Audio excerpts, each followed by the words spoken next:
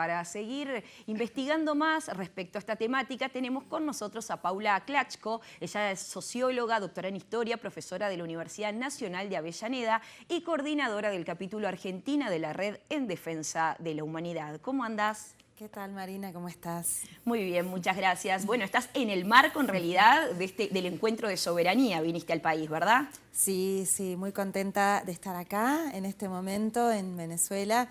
Es el encuentro Soberanía, Imperialismo y Pensamiento Crítico, organizado por el CELARG y también la Red de Intelectuales y Artistas en Defensa de la Humanidad. Y también en el marco del otorgamiento de los premios Libertador del Pensamiento Crítico, bueno, tenemos un libro con Atilia Borón que tiene una mención honorífica y vinimos también. Bueno, qué lindo, felicidades. Sí. Gracias. Y bienvenida. Muchas bueno, gracias. me imagino que acá, estabas acá en Venezuela cuando ayer el Senado decidió revocar el veto del Ejecutivo.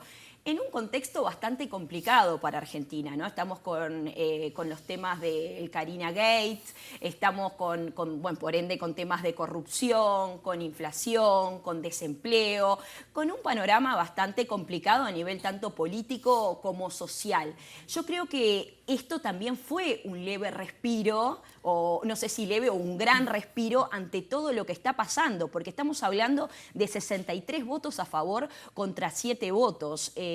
Quiero que me hables un poco, no solo de esta ley de emergencia de discapacidad que implica, sino que también qué implica para el gobierno esto, después de 22 años que no se había revocado ningún veto en el país.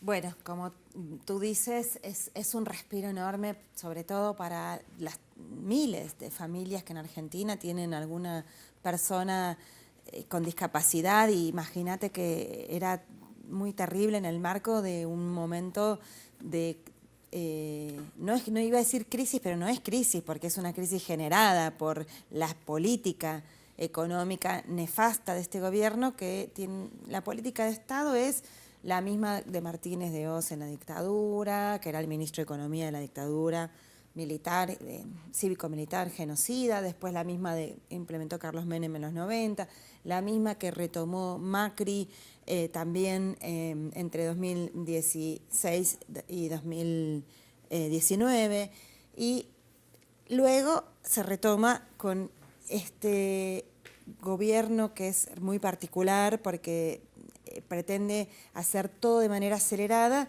y lo que hizo con su famosa motosierra, que es un símbolo de tortura, ¿no?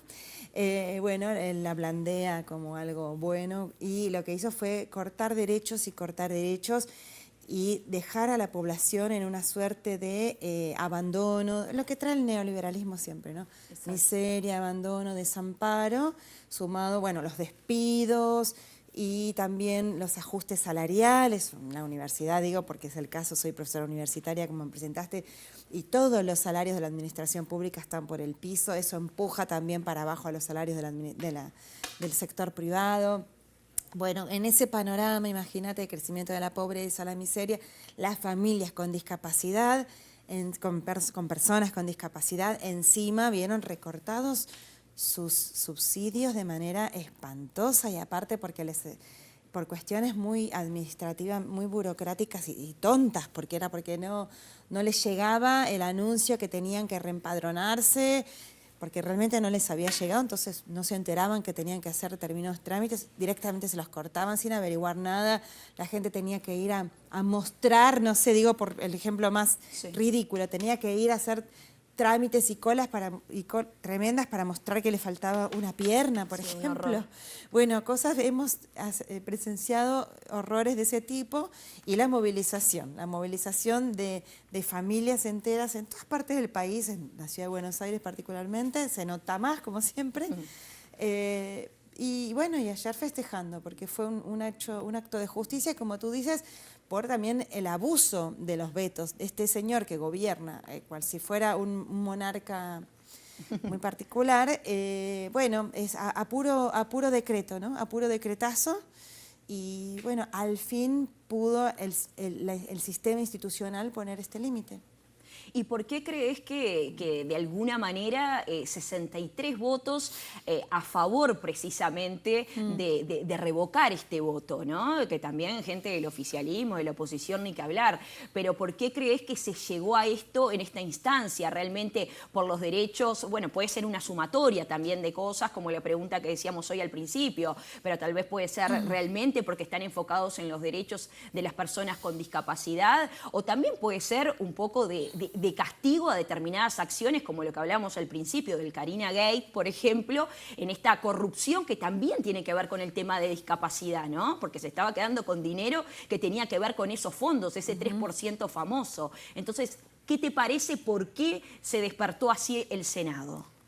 Bueno, es muy interesante ver eso. Creo que en estos días vamos a ver un poco más cómo se reacomoda el escenario de cara a las elecciones que tenemos ya este domingo en la provincia de Buenos Aires, que Exacto. es un territorio tan central y estratégico, ¿no? Vota casi el 40% del padrón electoral nacional, se concentra en la provincia de Buenos Aires.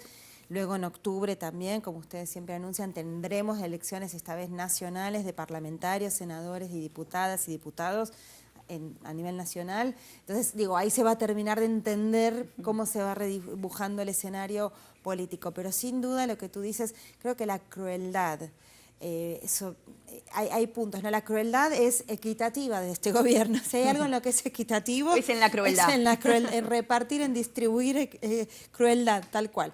Entonces, pero hay puntos puntos débiles que son muy insoportables para el conjunto de la sociedad y que aparte toca su propia base social.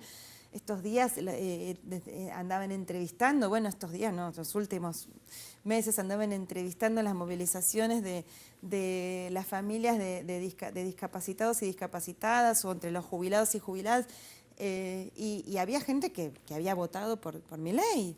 Entonces digo, había realmente, se va como demasiado lejos, y me parece que acá primó un poquito de cordura en algunos diputados, incluso del oficialismo, que ven mellado la base social y de cara, como te digo, un proceso electoral. Había que maquillar un poco esta crueldad, bajar un cambio, como decimos en Argentina, porque en el marco del Carina Gate, como tú dices, que justo se da, tomo tus palabras, en el instituto, que es que justamente tiene que ver con la Dirección Nacional de Discapacidad, donde estaban robando, imagínate que en todos los demás institutos también, ahí es donde salta a la luz, porque ni más ni menos que su director, amigo íntimo del presidente, abogado, tenía poderes legales firmados por el presidente para manejar todos los asuntos legales del presidente.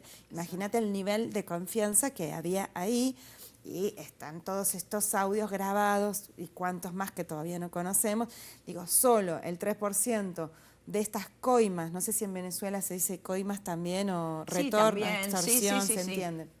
Bueno, digo, imagínate si solo saltó ahí, pero debe haber en un montón de instituciones más, Exacto. en todas las licitaciones y demás, o no del Estado, y aparte con esto, ¿no? Con la discapacidad, con los laboratorios, con las farmacéuticas, juegan con lo más sagrado de la población, con la salud, con la vida y con la muerte. O sea, es patético. Entonces creo que frente a todo eso, bueno, había que mostrar, algunos, tal vez y algunas, queriendo mostrar que la insensibilidad no es tan asquerosa como se ve, aunque bueno, es difícil tapar el sol con la mano. No, bueno. Paula, respecto a lo que decías recién del rol también que ha jugado todo esto y todo este contexto, hace un rato también hablabas del tema de las movilizaciones, de los apoyos, de las organizaciones.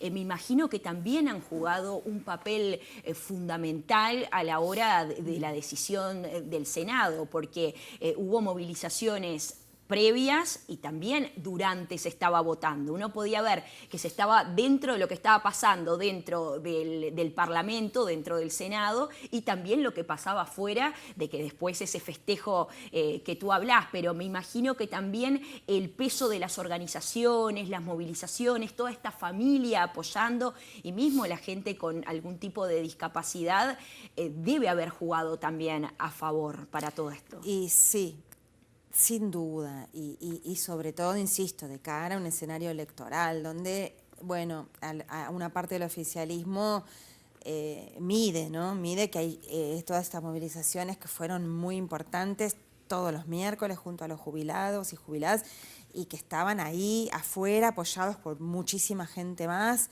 pendientes y bueno, no hubo represión como suele haber también en este reparto de crueldad. Todos los miércoles hay represión, los han reprimido a las familiares y a las mismas personas discapacitadas, han recibido golpes y represión, o sea, es una locura. Esta vez, bueno, no se animaron a tanto. Pienso que sí, que ha jugado, ha presionado, sin duda, ha presionado. Y también, bueno, que van perdiendo también apoyo, porque digo, todos estos audios salieron del propio riñón de La Libertad Avanza, que, bueno, ese nombre no merecen de ninguna manera, pero así se autoproclaman. Lo que avanza es la censura, la motosierra, la falta de libertad, la represión, el hambre.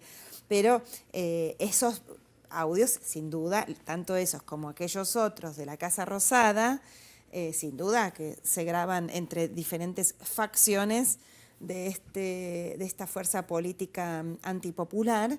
Y, bueno, y audios, perdón que te haga un paréntesis, audios que no están dejando publicar de ninguna manera, que ya se decidió que no van a mostrar y como bien lo dicen los periodistas, como por ejemplo Jorge Rial y otros más que estuvieron en la vuelta, por algo no quieren mostrarlos, ¿no? Por algo no quieren que se escuchen esos audios. Evidentemente tuvieron que echar mano a algún arreglo con un juez muy corrupto. Exacto, que tiene varias denuncias ese juez, de hecho, hasta por abuso de todo tipo, ¿no? Imagínate que, bueno, la presión que recibió ese señor, que tampoco no debe ser muy difícil de presionarlo,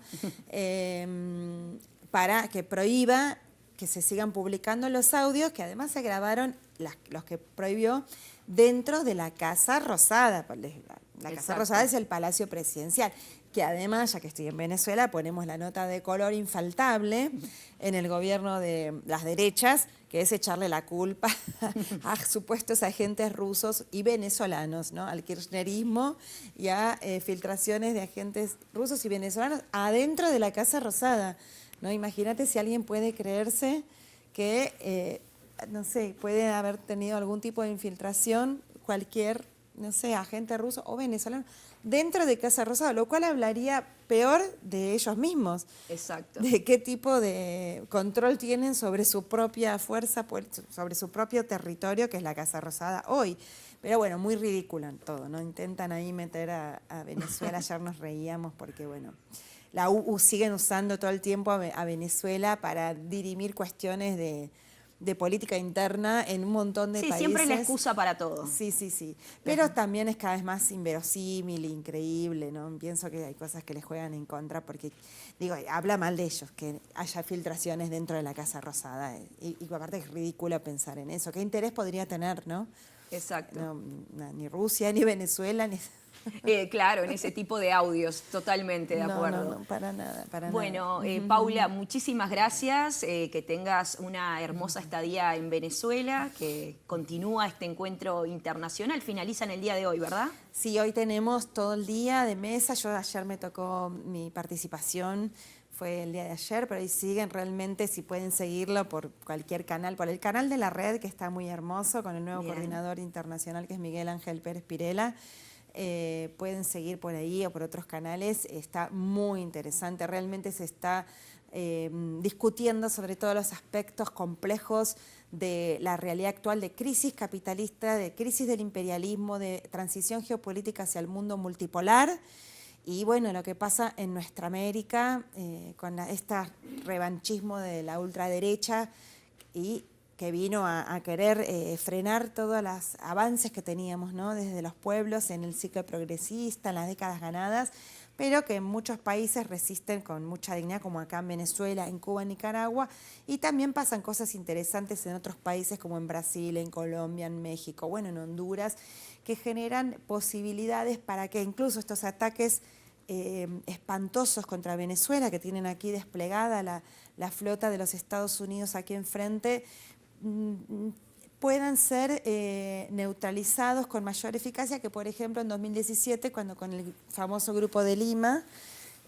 bueno, la violencia de Estados Unidos, de un imperialismo en decadencia, hacía pie en la mayoría de gobiernos de derecha de la región. Así que, bueno, todos esos temas estamos discutiendo y muchos más. Así que, bueno, pueden seguirlos. Muchas gracias, Paula, por todo. Marina, gracias a vos y gracias a Telesur.